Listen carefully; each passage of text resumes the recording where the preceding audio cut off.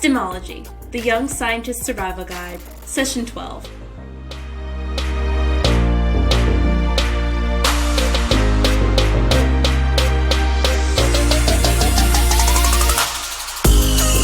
Hey there, this is your host, Alina Adams. Thanks for joining me today on the STEMology podcast. By now, we're getting a pretty good collection of advice and tips from current students who have been where you are. These are a few of our stories and experiences that we pass on to all of you. Hopefully they provide some insight or at least help you to feel a sense of community and support that's so important to me and to all of my guests. We just want to see you all succeed. I'm pretty excited about this topic today because I struggle with this time and time again, like more often than I even care to admit. But out of love for you all, I'll just say that I have a very hard time relaxing and letting myself just enjoy my successes and take really quality breaks that allow me to hit it again later on even harder. I'm sure my friend Annechka here can provide a few tips and we can gain a little perspective during this conversation. So thank you so much for agreeing to be my guest today, Annechka. Hi, yeah, thanks for having me. So just a little bit about myself. I'm a senior at UMKC. I'm a double major biology and chemistry and a minor in psychology on the pre-med track. And I'm currently studying for the MCAT in hopes to become a pediatrician. Yay!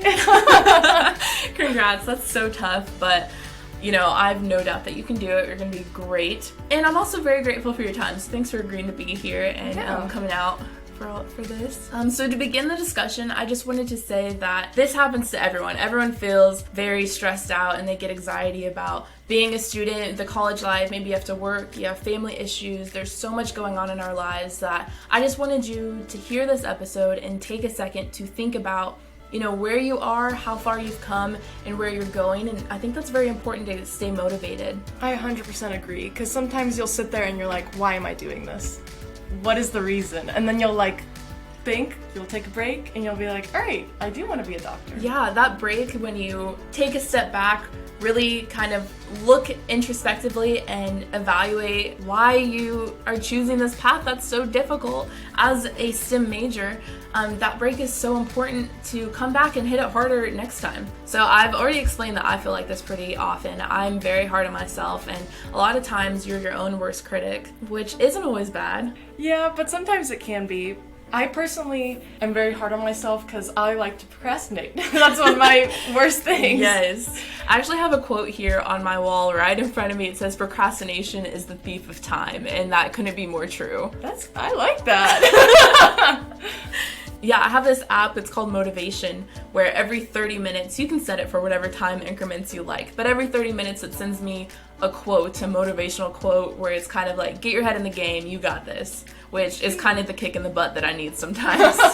On the topic of procrastination that I was talking about, that's one of my biggest things, is I'll love to procrastinate and then it'll come to a test and then it'll be like the day of and you're like, well, that was not the best idea.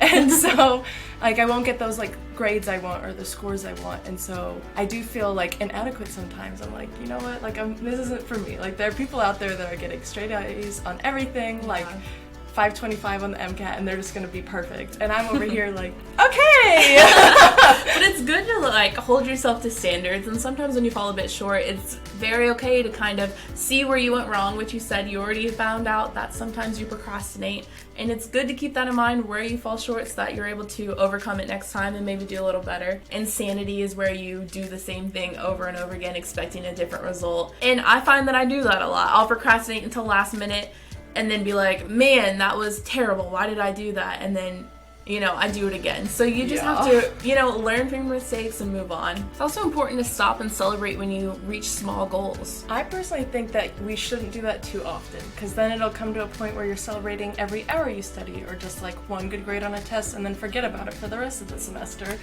So I do agree that you do need to celebrate those little things, like getting that A in like one class that you were really struggling in for the whole semester. Mm-hmm. Yeah, having an end goal, something to look forward to, I think is really motivating if you can see it in your mind, if it's a close goal, a short-term little thing that you completed or finished. I'm not saying go crazy or go have a party, you're like, man, studied for 2 hours today, that's amazing. But I do think taking a second to be like, okay, I deserve this 30-minute break. Let me go take a walk or exercise or something productive to do. Definitely. Yeah. So we kind of talked about this a little bit by keeping that goal in mind. Like, why are we doing this? Why are we sitting here right now studying for biochem and we absolutely hate it, but we know that we need to do good in the class? Yeah, keeping those goals in mind is basically what it's about, because you do get into a funk where you're kind of just sitting there like, this is the worst thing ever. Like, why would anyone want to be an engineering major? And you're sitting there looking over your notes and you're like, okay, now I remember, because I love engineering. Yeah. Even though it's like so obvious, sometimes you forget why it's important when you go through, those ebbs and flows. Do you have any ways that you keep motivated where you kind of put yourself back on track when you get in a slump? Well, for me, my first semester coming in, it was really rough for various reasons, like family, friends. It was a little bit of everything. And so that was like my worst semester on my transcript. And I always try to think back to that, be like, we're not going to do that again. Like, we've overcome that. And so that keeps me going. And then it's like the end goal, like we keep talking about, is like the doctor or engineer, anything that like anyone's going in. Yeah, I agree with that. Personally, I keep little sticky notes right in front of my face on my wall as I'm at my desk studying. And keeping those reminders right there where I have to look at it and remind myself as I'm looking through an MCAT video about something that I'm just struggling to understand. It's good to take that second, recollect your thoughts, look internally, remind yourself that this is important to you and this is what you want to do. And then you just jump right back on that horse, keep pushing forward. But you also have to remember that it's okay, it's very good for you actually to take a second to relax and unwind. Because if you don't do that, you're just going to be an overused battery. Yeah, exactly. You have to stop and recharge your battery. You have to take a second where you're not thinking about any school or work or relationships or anything. You just take a second for yourself. That's crucial, I think. I agree. As long as you're getting done what you need to do and you're realizing that you will be stressed, it will happen and it will continue to happen. I mean, it's not just where you get through school and then you're a doctor and then you're never stressed again. Like, you're going to be stressed. So it's so important to figure out ways to handle that now. Because it's just going to keep going. Like, we're only in our 4 years of undergrad, and then we have 4 more years of even like harder studies. Yeah, of graduate school. Graduate school, yeah. And then people who go on to get their doctorates or their masters. The stress never ends, is what I'm saying. Even, let's say you are out of school and you have a job that you think is pretty easy hours, but then you're gonna have a family and you're gonna have to worry about them, and that has its own set of stress that I can't even speak on. Yeah. So we gotta keep that balance somehow, because it's never going away. Exactly. You have to moderate yourself. You still have goals, you still have things that you need to achieve. What I like to do is I set specific times to break. So an hour setting flashcards, an hour taking practice questions, and then you have maybe a 30-minute break where it's a specific time where you're watching your favorite TV show or listening to a podcast or something like that, where you just don't think about work, giving yourself that time to recharge. So while we are recharging, we also have to not do it too much, not give yourself too much slack, because if you just, like we were talking about, like every hour do like a break, and then it'll turn into every 30 minutes you'll give a break, and then it's like, oh, you only did 10 minutes, we'll get like a 30-minute break. You're saying, and you can't do that too often. But, the app that you were talking about, where it'll stop you every 30 minutes and you get like that 10-minute break or however long you set it for. Yes, I have this app, it's called Focus, and you download it, you set the time that you would like to study for, and then you set the amount of break time that you would like to have. And as long as you're kind of holding yourself accountable, as long as you're reminding yourself like, okay, stay on track with this app, it can be an amazing tool to stay on track. I personally use it every single day when I study. I will set it for 45 minutes where I'm doing one topic, and then I get a 5-minute break, and then 45 minutes doing another topic, and then I get a 5-minute break. Because I have a tendency to just stay on social media if I don't give myself set times to do it. Oh yeah, me too. Yeah, it's such an easy trap to fall into. Here are some examples of healthy relaxing that we do. I am a big advocator of nap time. If I feel my battery run a little too low, I'll just take a nap for like 30 minutes. That way I'm waking up rejuvenated and I have that energy to keep going. I personally don't take naps, because if I take a nap, it'll be like 2 hours long, and then that'll be more of like a waste of time for me. I see, yeah. It takes a lot of discipline, I think, to be able to just stop everything, take a nap, come back to it. Yeah. So maybe that was a little too slippery of a slope. Don't do that. Some of my favorite things are volunteering or just cleaning. I love to, whenever I'm stressed, it's a good thing and a bad thing to just clean everything. I do that too. Really? Yes, I really do. I feel like I'm most productive when my space is clean. Oh, me too. Yeah, right? Yes. So like if my desk is a mess, then I'll just use my break time to just clean it up. And then afterwards I feel like decluttered desk, decluttered mind. I can push through. And then I was also talking about volunteering. So I'm a part of an organization, it's called APO, and we're only for like volunteering. That's like what the club is about. And that's like one of my favorite things to do. We do 15 hours a semester, so it's not like too much, but it's also like a good amount where it's like we do take that step back and kind of give ourselves something good that we're doing with like our time. Yeah, something that you can visually see yourself helping with. I think that's pretty important. That's awesome. I also like just friends and family. I FaceTime. If I'm like, okay, I have like 20 minutes where I just need to stop thinking about physics because I'm going to go crazy, I'll just like call my best friend. I'm like, hey, what's up? And he's like, oh, you're taking a break again? I'm like, yes, talk to me. I love that. Because he's just so funny. He has great energy. And so I just kind of feed off his energy. And then by the time our phone call's over, I'm like, okay, let's do this. I'm good again.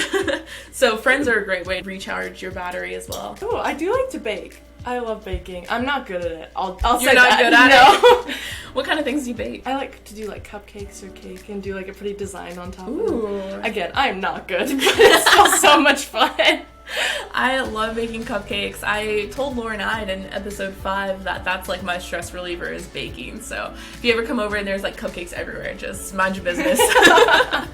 Alright, well, we have covered a lot of great material today, and I cannot stress enough how important it is to be kind to yourself, especially in this day and age. There's so much going on in this culture of comparison where you see, because you mentioned it earlier, where you see students who are getting like a 5.25 on the MCAT, and Yep. you see students who are with all these high GPAs, they're involved in everything, have all the shadowing, and it's difficult to not compare yourself to people who are like that. Yeah. Definitely try to steer away from that, but don't steer too far, because if you do, then you'll be like, okay, I can get a 2.0.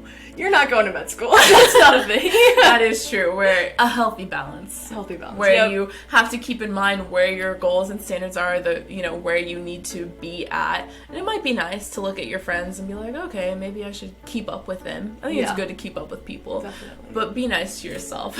Really good to keep all of that in mind, but it gets hard to stay motivated. Is there any advice to students that you would like to give from your experiences as a college student in her 4th year? Oh, that's scary. I would just say from the get-go, come freshman year, that they might not seem easy at first, but those easy classes, they really matter for your GPA.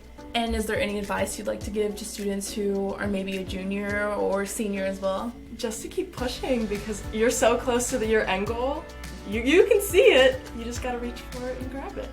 Yeah, it's really easy to get distracted, and when you start comparing yourself to other people, it's easy to, feel like you fall short. But surround yourself with positive people who have positive energy and hold you accountable. I think that's really important, is to have Definitely. friends that want you to succeed. I am all of my friends' biggest cheerleader.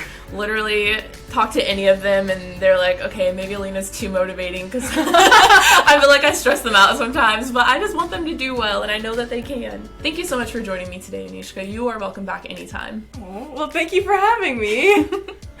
In the next episode of Stemology, Emma Helm has agreed to join us to discuss her experiences with on-the-job shadowing. We have planned this episode to address some material we think is important to know as a first-time shadow, including some tips on where to find opportunities, how to shadow, what to wear, how to behave, what to bring, and just general goals to keep in mind during your shadow experiences. Hopefully there were some highlights and some good takeaways you found within this episode. If you have a pal and needed some encouragement and motivation from students who have felt similarly, then invite them to listen. As always, I'm interested in hearing some of your thoughts and opinions on the topics at hand. I know none of you have had the same experiences as us, and maybe you've heard some motivation from someone close to you that you would like to share. I'd love to hear it. Email me at stemologyYSSG@gmail.com, or you can reach out to me on Facebook page, my Instagram account at the Stemology Podcast, or Twitter at StemologyYSSG. Thank you for listening to our 12th episode of Stemology, a young scientist survival guide. Tune in with me, Alina Adams, for episode 13, Shadowing. See you next time.